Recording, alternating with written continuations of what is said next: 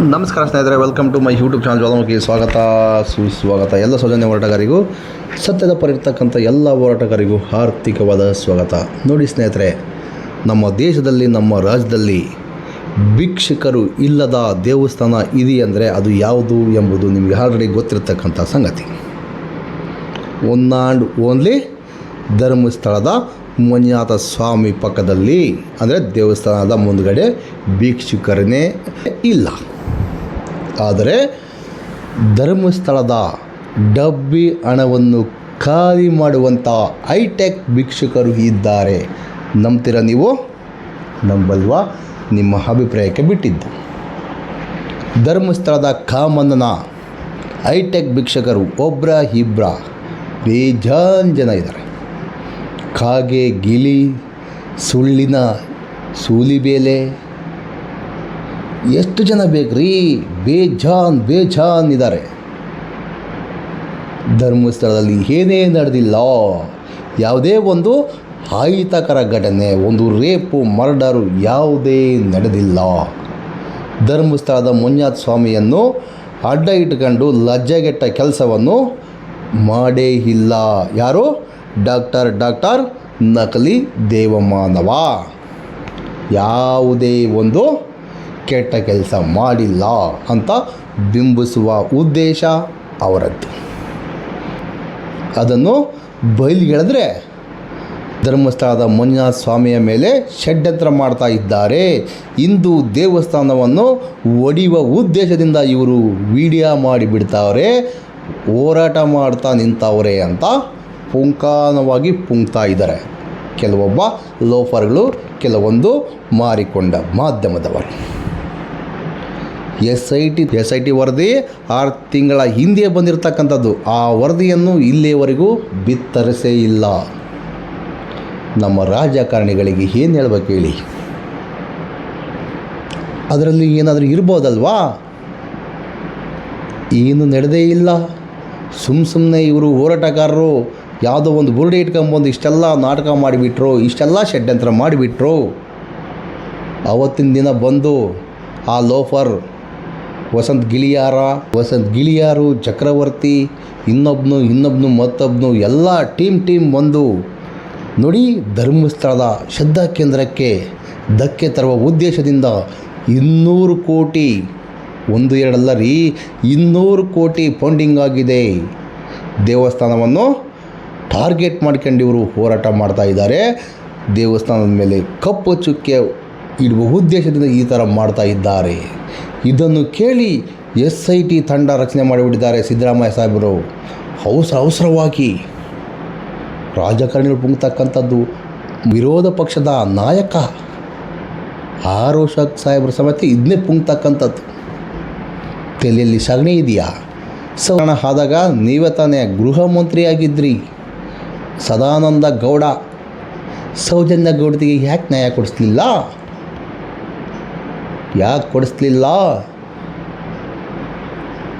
ಧರ್ಮಸ್ಥಳದ ದಣಿಗಳು ಖುದ್ದಾಗಿ ನಿಮಗೆ ಫೋನ್ ಮಾಡಿದ್ರಂತೆ. ಆರೋಷಕ ಸಾಹೇಬ್ರೆ, ನಿಮ್ಮ ರಿಯಾಕ್ಷನ್ ಅಲ್ಲೇ ನೋಡಿದ್ದಾಯಿತು. ಫೋನೇ ಬಂದಿಲ್ಲ. ಏನಂಬ ಅರ್ಥ? ನೀವು ಹೇಳ್ತಕ್ಕಂಥದ್ದು ಸತ್ಯನಾ? ಆ ಲೋಫರ್ ನಕಲಿ ದೇವಮಾನವ ಹೇಳ್ತಕ್ಕಂಥ ಸತ್ಯನಾ? ಇಬ್ಬರಲ್ಲಿ ಯಾರ್ದಾದ್ರೂ ಒಬ್ಬರು ಸತ್ಯ ಇರಬೇಕು, ಒಬ್ರದ್ದು ಸುಳ್ಳಿರಬೇಕು. ಪೊಲೀಸ್ ಅಧಿಕಾರಿಗಳು ಯಾವ ಥರ ಆಟ ಆಡಿಬಿಟ್ಟಾರೆ ಅಂದರೆ ಅಯ್ಯಯ್ಯೋ ಹೇಳತ್ತಿರೋದು. ನಮ್ಮ ರಾಜ್ಯದ ಪೊಲೀಸ್ನವರನ್ನು ಮುಖ್ಯಮಂತ್ರಿಗಳು, ಗೃಹ ಮಂತ್ರಿಗಳು ಕರೆಸ್ಕೊಂಡು ತನಿಖೆ ಮಾಡಿಸ್ತಾರೆ.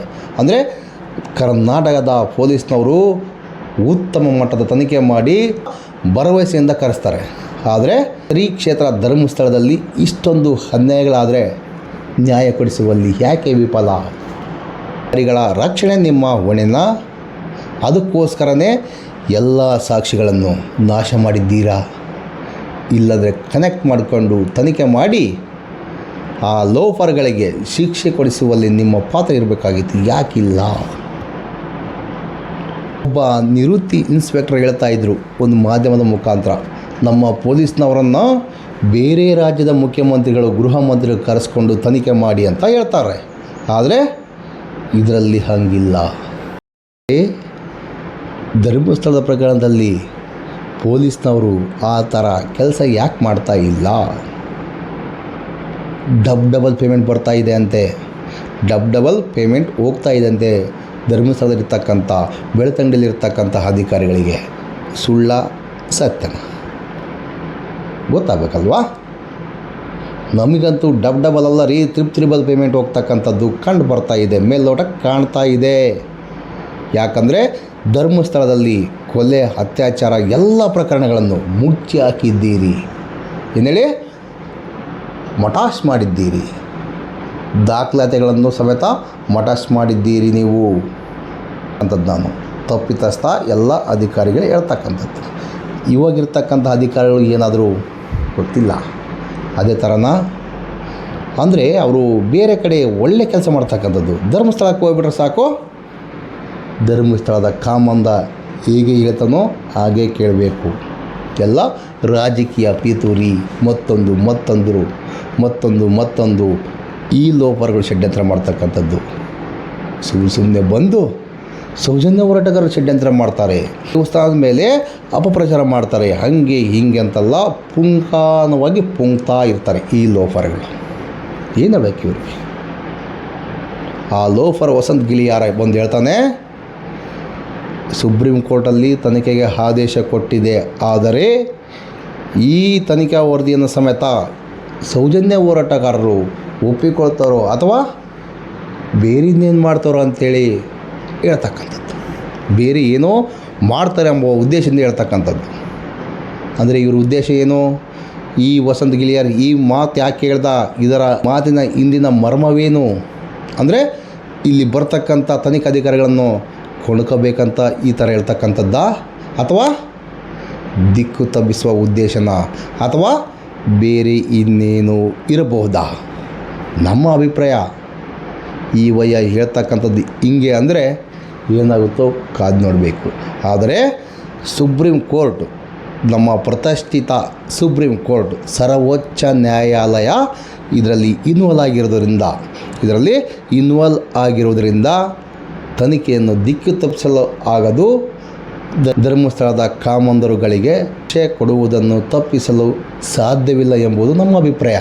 ಆದರೆ ಈ ಲೋಫರ್ಗಳು ಯಾವ ಥರ ತಗೊಳ್ತಾರೋ, ಯಾವ ಥರ ಬಿಡ್ತಾರೋ ನನಗಂತೂ ಗೊತ್ತಿಲ್ಲ. ಇಡೀ ದೇಶವನ್ನು ಆಳುವಂಥ ಶಕ್ತಿ ಧರ್ಮಸ್ಥಳದ ನಕಲಿ ದೇವಮಾನವನಿಗೆ ಇರಬಹುದು. ಅಷ್ಟು ಕೋಟಿ ದುಡ್ಡಿದವ್ರಿ ನಮ್ಮ ಪ್ರಧಾನಮಂತ್ರಿ ಅವರಿಗೆ. ಕಣ್ಣು ಕಾಣಲ್ವಾ? ನೋಡೋದಿಲ್ವಾ? ಒಂದು ಅರ್ಥ ಆಗ್ತಾ ಇಲ್ಲ. ನೋಡಿ ಬೇರೆ ಬೇರೆ ರಾಜ್ಯದಲ್ಲಿ ಒಬ್ಬಳಿಂಗ್ ಕರ್ಕೊಂಡೋಗಿ ಅತ್ಯಾಚಾರ, ಅನಾಚಾರ ಏನ್ರಿ ಹೇಳಬೇಕು? ಪ್ರತಿದಿನ ಒಂದಲ್ಲ ಒಂದು ಕಡೆ ಇದೇ ಥರನೇ ಆಗ್ತಕ್ಕಂಥದ್ದು. ಅಂಥವ್ರಿಗೆ ಏನು ಮಾಡಬೇಕು? ಕಂಡಲ್ಲೇ ಗುಂಡು, ಅತ್ಯಾಚಾರಿಗಳಿಗೆ ಕಂಡಲ್ಲೇ ಗುಂಡು ಹೊಡೆದ್ರೆ ಈ ಥರ ಪ್ರಕರಣಗಳು ಆಗ್ತಕ್ಕಂಥದ್ದು ಕಡಿಮೆ ಆಗ್ಬೋದು ಎಂಬುದು ನಮ್ಮ ಓನ್ ಅಭಿಪ್ರಾಯ.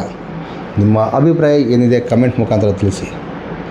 ನೋಡಿ, ಧರ್ಮಸ್ಥಳದ ಸೌಜನ್ಯ ಪ್ರಕರಣಕ್ಕೂ SIT ತನಿಖೆಗೂ ಸಂಬಂಧವಿಲ್ಲ ಅಂತೇಳಿ ಆಗಿನ ಗೃಹ ಮಂತ್ರಿ ಆಗಿರ್ತಕ್ಕಂಥ ಪರಮೇಶ್ವರ್ ಸಾಹೇಬರು ಯಾಕೆ ಹೇಳಿದ್ರು ಒಂದು ಗೊತ್ತಾಗ್ತಾ ಇಲ್ಲ.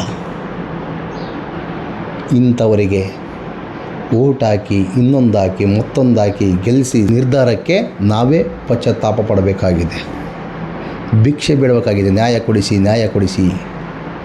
ಇಂಥವರಿಂದ ನಾವು ನ್ಯಾಯ ನಿರೀಕ್ಷಿಸಲು ಸಾಧ್ಯವೇ? ಗೊತ್ತಿಲ್ಲ.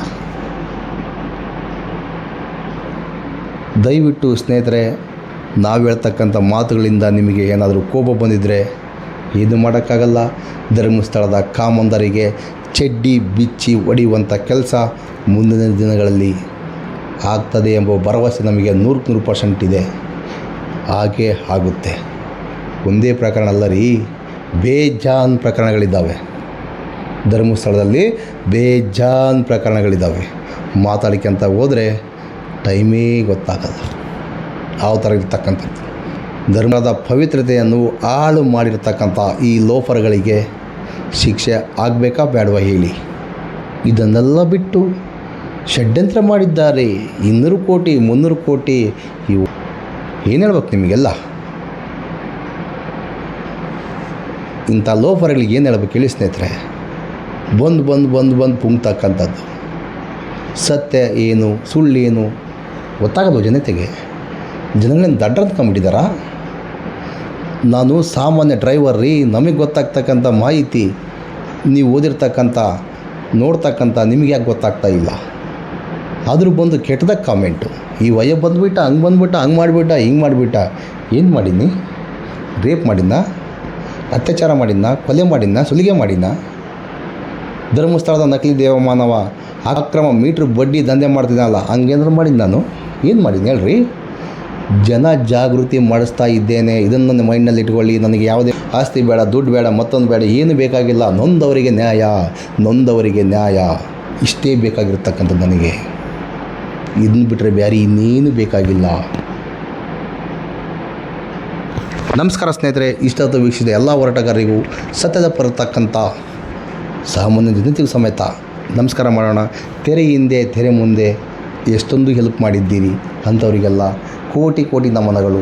ಎಲ್ಲ ಸೌಜನ್ಯ ಹೋರಾಟಗಾರರಿಗೂ ಪ್ರತಿಯೊಬ್ಬರಿಗೂ ಇಲ್ಲಿಂದಲೇ ನಮಸ್ಕಾರ ಮಾಡ್ತಾ ಈ ವಿಡಿಯೋವನ್ನು ಮುಗಿಸೋಣ. ಮುಂದಿನ ವಿಡಿಯೋದಲ್ಲಿ ಸಿಗೋಣ. Justice for Soujanya. Wish you happy birthday T Jayanth ಅವರೇ. ನಮಸ್ಕಾರ.